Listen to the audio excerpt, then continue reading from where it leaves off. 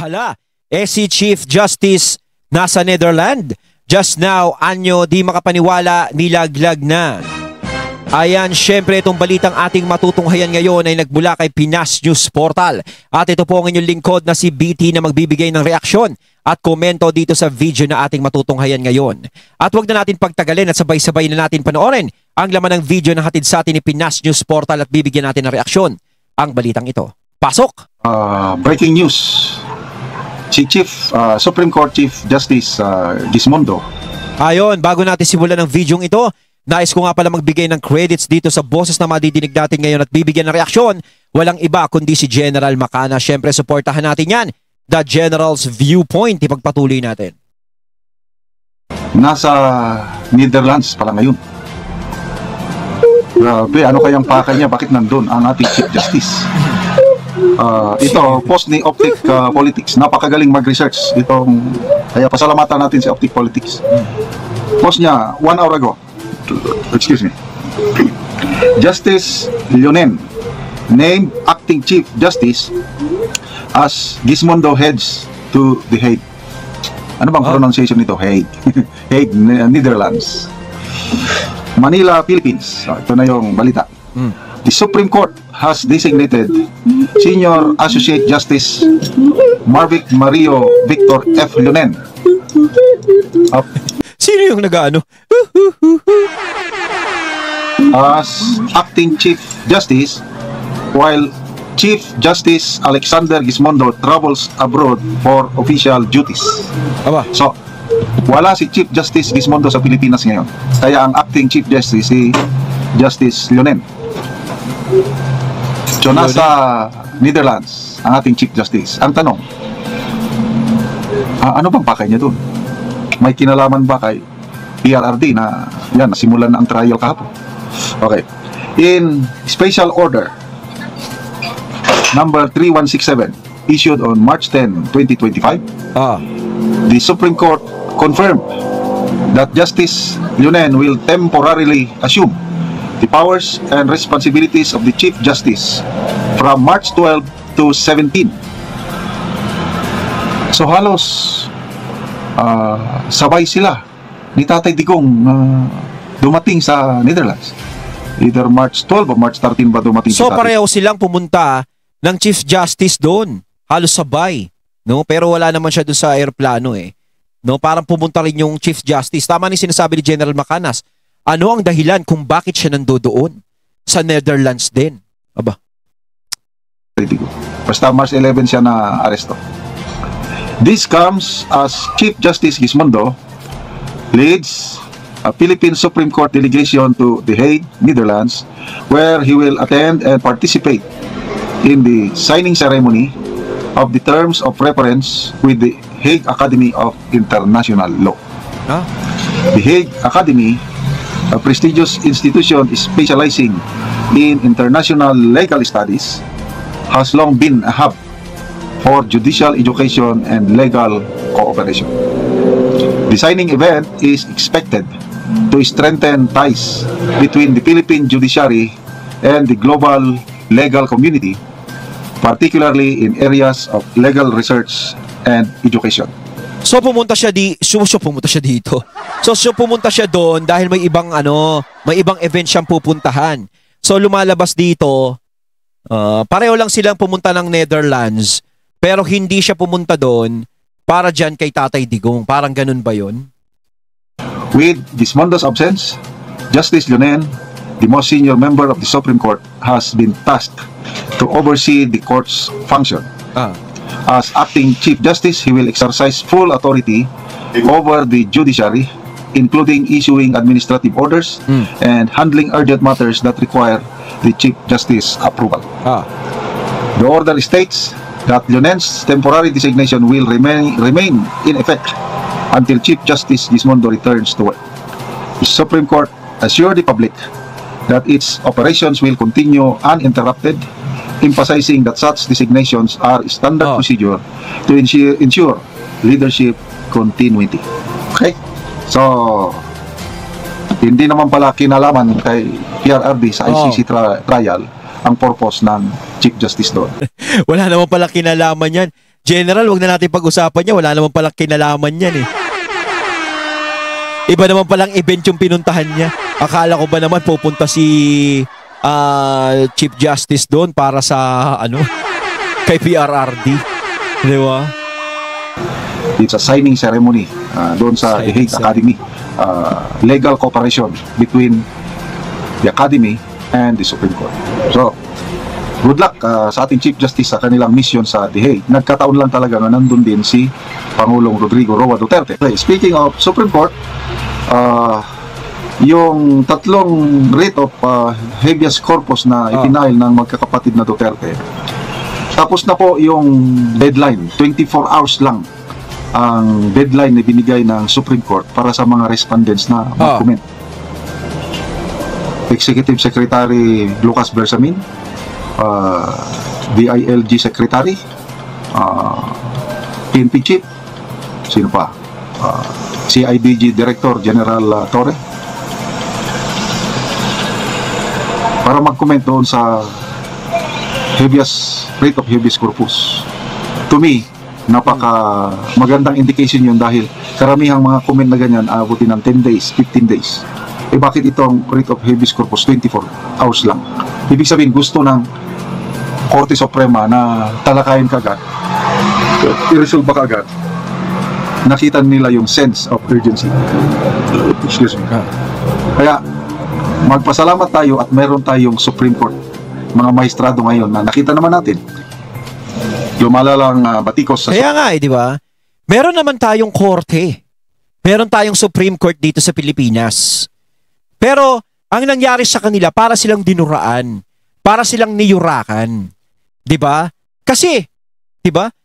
Si PRRD, iulitin ko, pwede litisin dito sa Pilipinas sa mga nagawa niyang kasalanan kung meron man.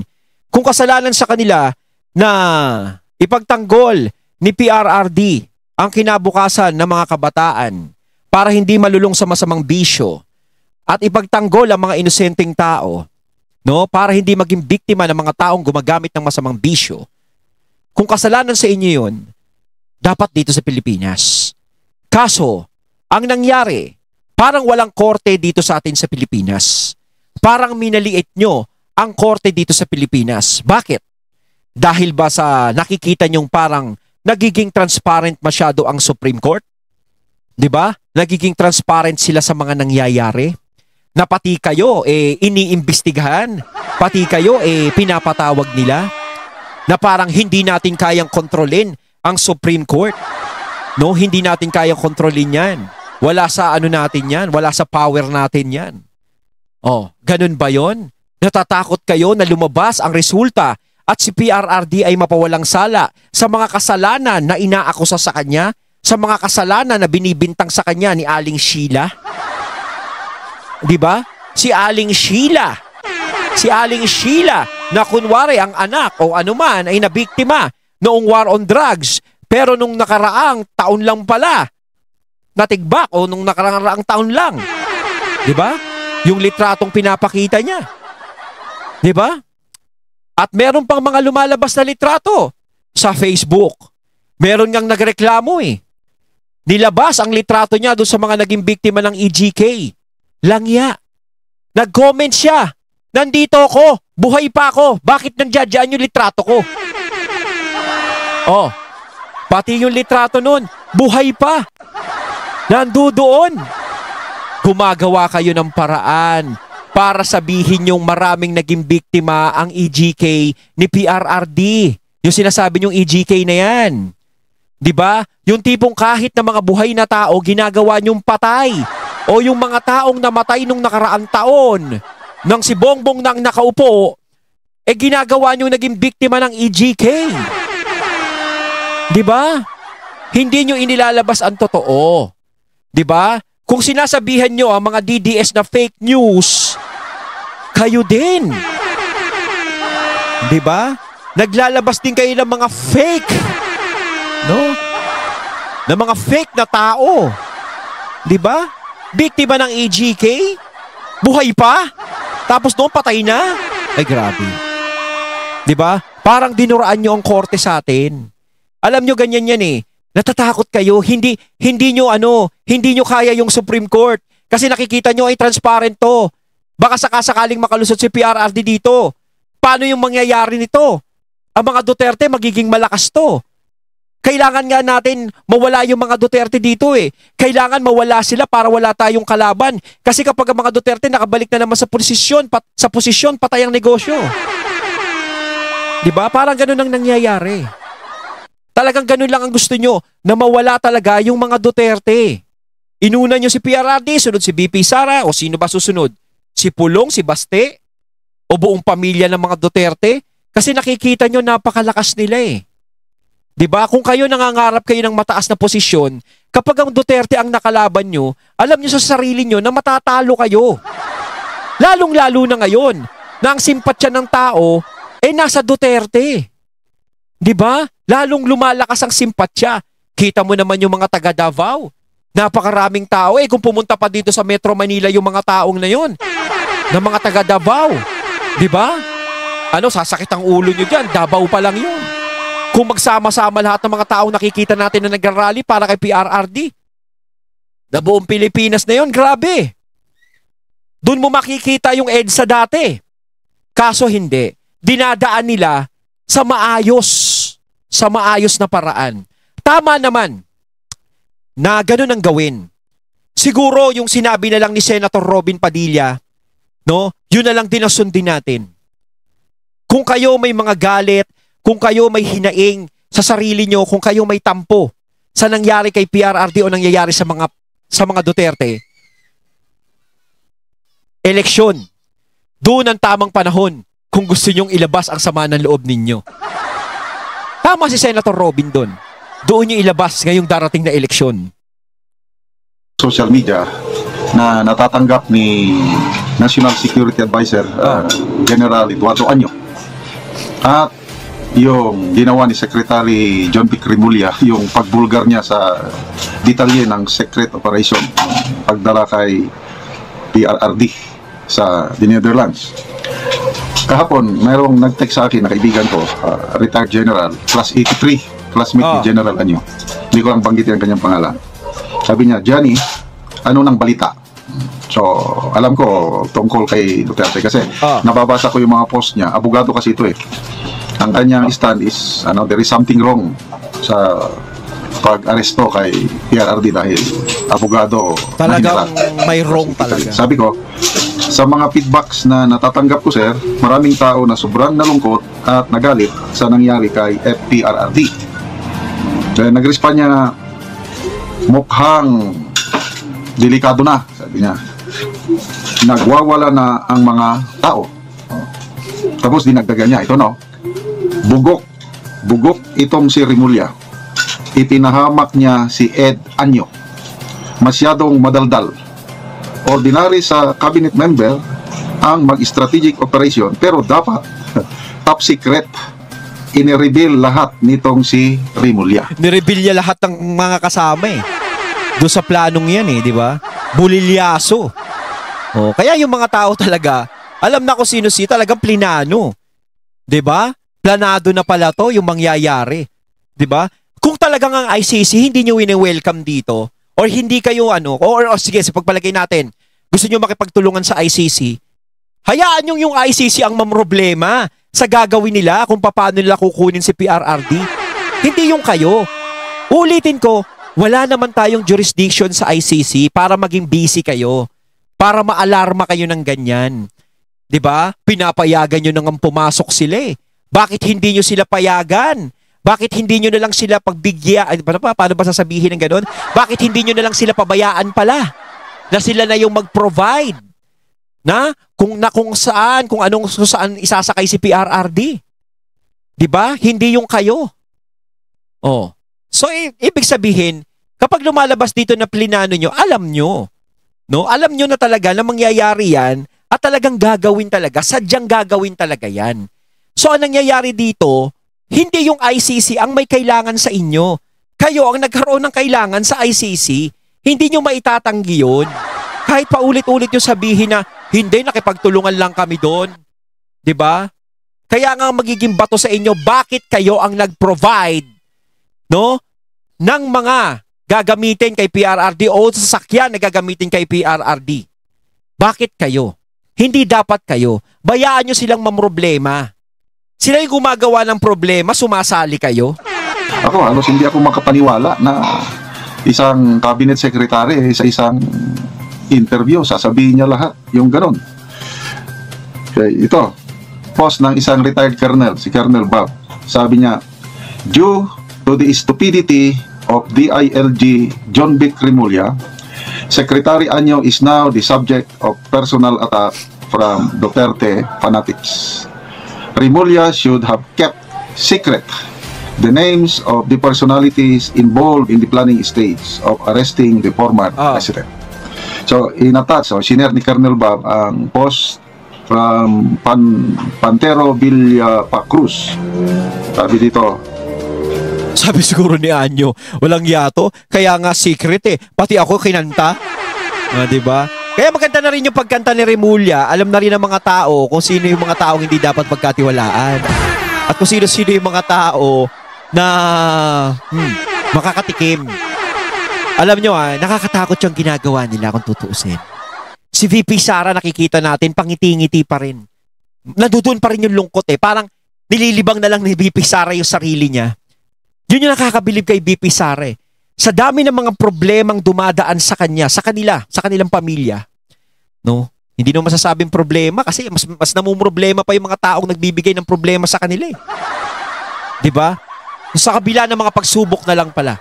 Sa kabila ng mga pagsubok na dumadaan kay VP Sara at sa pamilya niya, andudoon pa rin yung kalmadong-kalmado si VP Sara. Pero sa totoo lang, nakakatakot yung mga ganong klaseng tao. Yung kahit may mga ganyan ang nangyayari, is parang kalmado pa rin ang pinapakita niya. 'Di ba? Nakakatakot yung ganun. Hindi siya ganun katindi, hindi siya ganun kaingay. 'Di ba?